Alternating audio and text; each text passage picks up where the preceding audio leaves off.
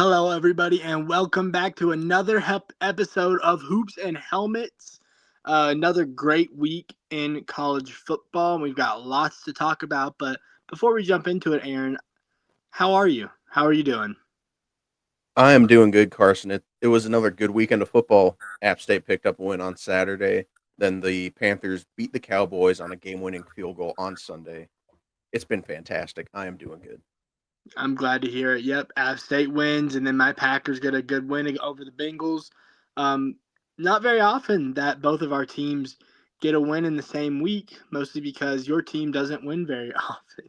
No, But hey, look, sitting at 3-3, that's a pretty good record. First time they've been 3-3 since Week 10 of 2021. and I got to give you credit too because when we talked about it, this was before the season even started, and you said I think we've got a pretty good chance to win some games here, and I said I don't think so, Aaron, but they are looking pretty good right now. But once again, I feel like we do this every Yeah, episode where we start talking NFL, but we are talking college football today, and we have some giant news. Penn State fires James Franklin, the man who cannot get it done in big games. He is gone after losing 3 games in a row. Um, One against a good team, and then the other two against genuinely two of the worst teams in college football. I think they were favored by 20 plus in both games. UCLA was literally they had not won a game before they beat Penn State, and then Northwestern comes in and beats them as well. Aaron, do you think that they were right to fire James Franklin? they're in a really bad spot because his buyout is $49 million, almost 50, and they're going to have to pay another head coach pretty big money because I mean you're going to have to pay a guy a lot to leave where they're at, but really awkward situation. Those losses to UCLA and Northwestern are they're not acceptable for a program like Penn State that was I believe top 3 preseason, top 25, and Mm-hmm. this was supposed to be the year that they get over the hump. This is supposed to be the year that they're national championship contenders, and they fell flat. It was really, really bad. I don't know because it's hard to say because the recruiting fallout from this is going to be absolutely brutal. Guys are going to hit the portal, so whoever you bring in, I feel like is going to have to be an experienced head coach who has a really strong rapport with his current roster that can pull guys to Penn State to help rebuild what they might lose in recruits decommitting and then players hitting the portal at the end of the season.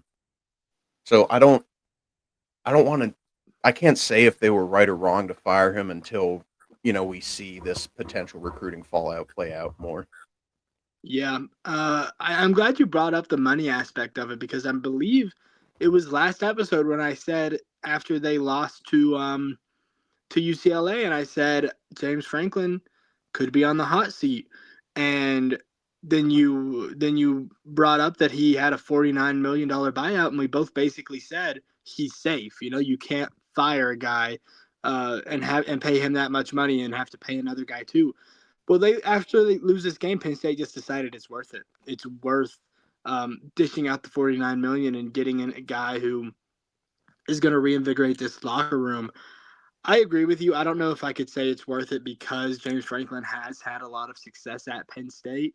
Um, but obviously, he's got it over his head. He just can't win the big game. And now, when you start losing these gimmies, it's like, what are you really good for? So, um, I agree with you. I think that maybe we should give it a little more time, but I definitely understand where Penn State is coming from.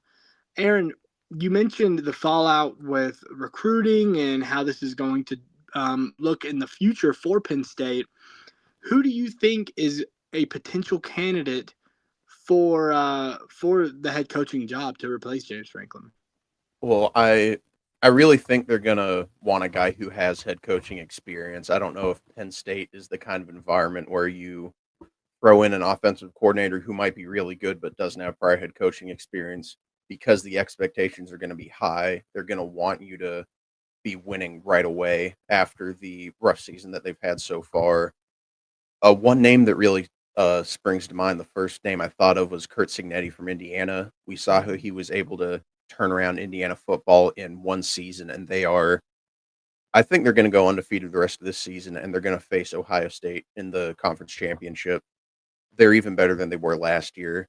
I think Signetti, probably best case scenario, if you can pay him some big money. Another name I've seen floated around quite a bit is Matt Rule from Nebraska. He does have history rebuilding a group of not Temple was a group of five program. He rebuilt them, had a good team there. Also rebuilt Baylor, then had a failed stint in the NFL, and now he's back at Nebraska. And Nebraska is doing pretty solid. They're ranked 25th in the nation as of right now, so he's got them in the up and up. And then also Brent Key, Georgia Tech's head coach. Georgia Tech is having a good season so far, and so those are the three names that are really springing to mind. And on the off chance they want to go for a good offensive coordinator who is less proven, I think Will Stein, Oregon's offensive coordinator, would be a really good shout because that Ducks offense has been electric this season. I agree with you when you say that I think they need to look for somebody who has been a head coach and has a history of success. I think that this program is just expects too much um, to have really any rebuilding. And then, like you said, with the recruiting fallout. So I like the names. We agreed on Matt Rule that he was my number one candidate. Um, he, like you said, found success at Temple and Baylor, completely rebuilding those teams. Um, and then obviously right now he's at Nebraska. Nebraska's sitting at 5-1, so it's kind of a breakout season. Um, Rule is also an alum at Penn State and is very good friends with director Pat Kraft. Um, from the reports I read, which I do think is important to say, I did look at his last press conference, and he seems very, very happy in Nebraska and seems to be pretty focused on the future with the Huskies. So he was my number one candidate. I also wrote down Manny Diaz, Duke's coach. He was the defensive coordinator at Penn State in 2022 and 2023 and kind of made that their calling card. He coached some of the best defenses in the nation while he was at Penn State. Um, he's done pretty well at Duke. Took them to a bowl game last year, so I think that he is somebody who they could potentially look at. If he wanted to get a job at just a better program than Duke football. And then I have to shout out Terry Smith. He's their interim head coach right now. I read an article that said that Pat Kraft said he's absolutely in the running for a long-term head coaching position there. He's been with the program since 2014. He was a Penn State wide receiver. And the good thing when you bring in somebody who's been there that long is, you bring a new head coach in and there can kind of be some rough patches where they're figuring stuff out. And if you bring in a guy who's been there since 2014, he knows the offense, he knows the defense. I think it would be a smoother transition if they brought in a guy like Terry Smith. I don't know what they're going to do. I think they're in a really, really rough position right now with having to pay James Franklin that much money and having to pay another head coach. I think they're in a really, really rough position right now. They really Let's are. And a quick little interesting tidbit of information for you. Terry Smith was on Matt Rule's staff while Rule was at Temple as his wide receivers coach. Yep, I also read that. Completely overlooked it, but I do remember seeing that he was on Temple, I believe, in 2013. Aaron, that's enough about Penn State. Let's move on to some of these games. Let's start with Texas defeating Oklahoma 23-6 in the Red River rivalry. You had a good performance from Arch Manning, and obviously Texas's calling card this year is their defense held Oklahoma to 6 points, and the Longhorns are back in the top 25. I believe they are number 21 right now. So Aaron, between these two teams, who do you think has a better chance of sneaking into the playoffs? You know, I think Oklahoma is the better team, but they have a much tougher schedule ahead of them. Their easiest game left is South Carolina, which is insane to say. They have Ole Miss, Tennessee, Bama, Missouri, and LSU. That's going to be rough. And then Texas has Kentucky, Mississippi State. Then they have Vanderbilt at home. They have to go to Georgia, and then they have A&M at home. I'm inclined to say Texas because even though I like Oklahoma better, their schedule is just more favorable, and I feel like that defense is just so good it'll be able to, potentially upset Georgia, maybe A&M, but it's going to be tough because the SEC is really, really deep this year. There are 5 to 7 teams that could potentially contend for a playoff spot, but until we get into the thick of conference play, it's just too tough to say who's going to make it out of there. It's going to be super exciting to watch. There are some fantastic games on the schedule. Really, really good games going down the stretch, not just for these teams, but really every SEC team has a crazy schedule to end the year, so it's going to be super fun to watch. I'm actually going to go Oklahoma. I agree with you that they are the better team. The reason I went with this is because of their current records. Texas has 2 losses, Oklahoma has 1. I really don't know if you're going to make these college football playoffs if you have 3 losses. And I have an easier time seeing Oklahoma winning out or going 5-1 than I see Texas winning out. And Texas can't afford another loss. I think Texas A&M and Georgia are both probably losses. With Oklahoma, I could see them winning every game on their schedule. Really, I think Ole Miss is going to be a really tough one. I think Alabama is going to be a really tough one. Tennessee, Missouri, LSU. I would probably favor them in with Missouri and LSU. Tennessee to me is a toss up, but I think like I said, I have an easier time seeing them going 5-1 and only dropping one game to these 5 teams than I see with Texas going 6-0. I am really penciling in losses to Georgia and to Texas A&M in a way that I am not doing with Oklahoma. Yeah, I mean, I get that, but outside of the Florida State game, Alabama has been on point. They've been great. I think Ole Miss and Bama, those are going to be really, really tough ones. And Tennessee, Missouri, and LSU, those are going to be dogfights as well. Mm-hmm. It's just tough to say. It's also important to say those are all in a row.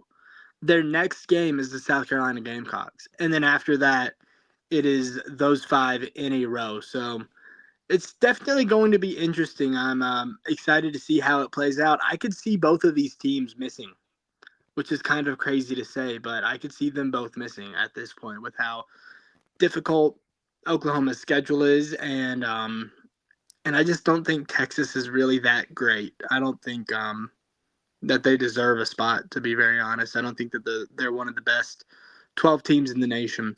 Aaron, let's move on.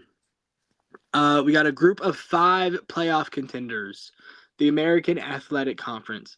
You have number 18 USF. They're 5-1 right now. You have number 21 Memphis, who is 6-0. You have Tulane at 5-1. You have Navy at 6-0. And then you have UNLV. Navy, Tulane, and UNLV have all received AP Top 25 votes. Out of these 5 teams, Aaron, who do you think has the best chance to be the G5 representative in the college football playoffs?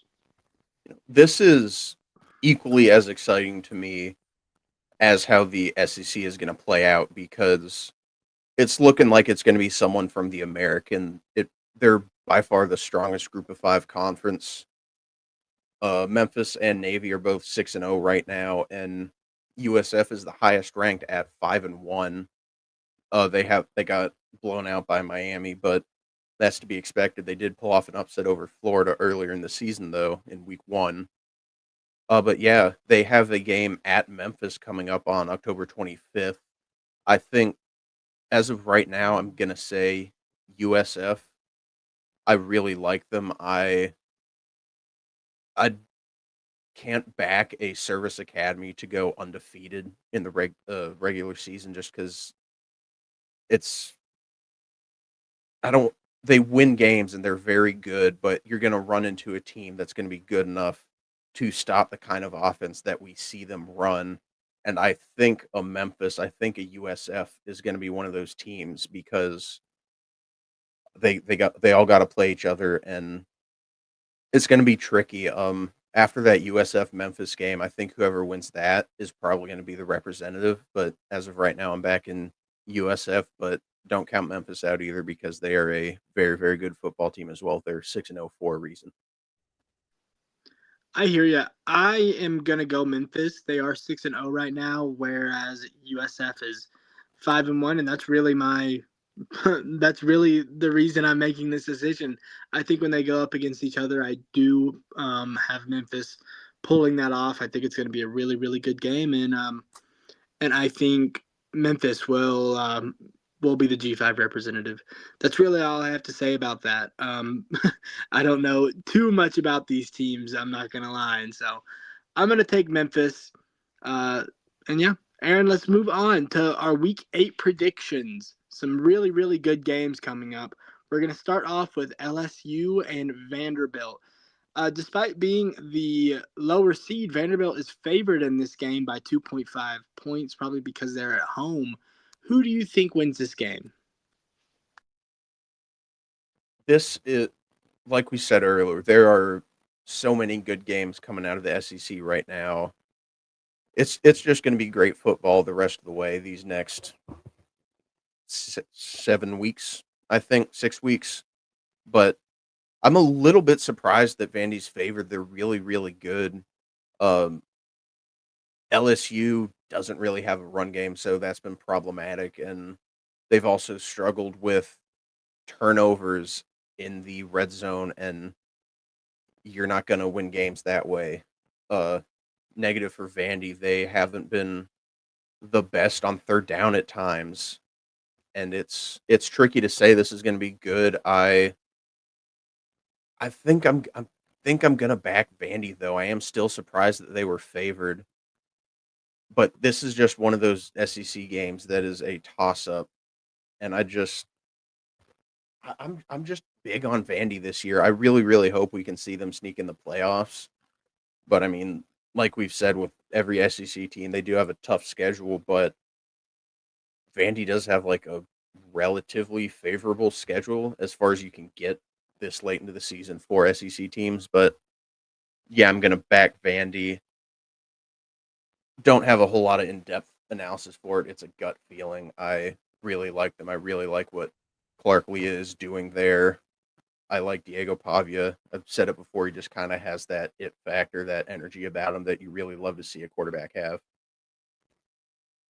This was really a toss up for me, and a lot of these games were really toss ups for me. Um, I I'm still really deciding. I like Vanderbilt's quarterback better. I like Diego Pavia better than I like LSU's quarterback. I think Vanderbilt has the better run game. I think Vanderbilt has the better offense in total. I think LSU has the much better defense in total. This is really tough. I think I'm still gonna go LSU. That was what my gut told me. LSU can really only afford one more loss in the season, and they play Texas A&M, they play Alabama, and they play Oklahoma. So I think that this is really a must win for them because they're probably going to drop one of those to either Texas A&M or Alabama. Um, I think I'm going to take LSU, but if LSU loses this game, I don't think they're making the playoffs. I think that would be it for them. So because I think unless they somehow go undefeated against A&M, Alabama, and Oklahoma, but I really don't see that. I think they're going to drop one of those. So I think this is a must win for LSU. So I am going to take LSU in this one. Aaron, probably my favorite game of the week here. What I would pick for game of the week: Tennessee versus Alabama. Alabama is favored in this one pretty heavily. Um, they're the number 6 team in the nation. Tennessee is the number 11th. How do you see this one going? Like I said before, outside of that Florida State game, Alabama has been on it. Ty Simpson has had a really, really good season. He's only thrown one interception. I'm backing Alabama in this game. They had a really good rushing performance from Jam Miller last week. I believe he was a walk-on as well. And Ty Simpson, he's been money. And for as good as Joey Aguilar has been at Tennessee, I don't think you can count on him to minimize the turnovers against elite competition. He's been a lot better about that. He's only got 5 on the season, but that's still something that he will struggle with. And Bama's got a solid defense. Their offense has a strong running game. Their quarterback minimizes turnovers. And that is the perfect recipe for success. And I do think the Crimson Tide take the win in Tuscaloosa. I agree with you. I really, really wanted to pick Tennessee. I really like them this year. I love Joey Aguilar, obviously, as you do. But Alabama is on a tear right now since that Florida State game. Um, 3 ranked wins in a row. I really do think this is going to be the game of the week.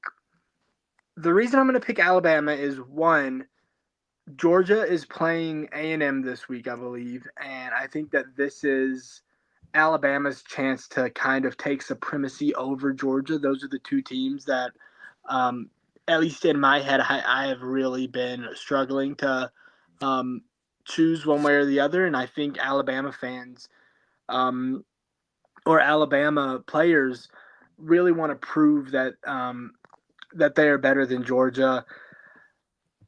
Oh, it's still really hard. I think Joey Aguilar has that Brett Favre gene, and I think it's going to show up in this game. I do expect him to throw a pick, and like you said, Ty Simpson has been money this year, really minimizing turnovers. I believe he's 16 touchdowns to 1 turnover, whereas Aguilar is 14 touchdowns to 5 turnovers. So for that reason, I am also going to take Alabama in this game.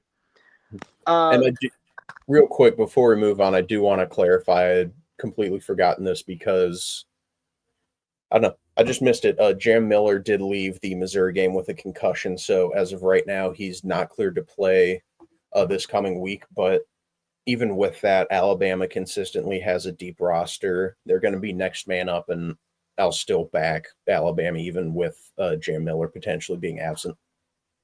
Yeah, I think I'm with you. I'm with you as much as I want to pick Tennessee.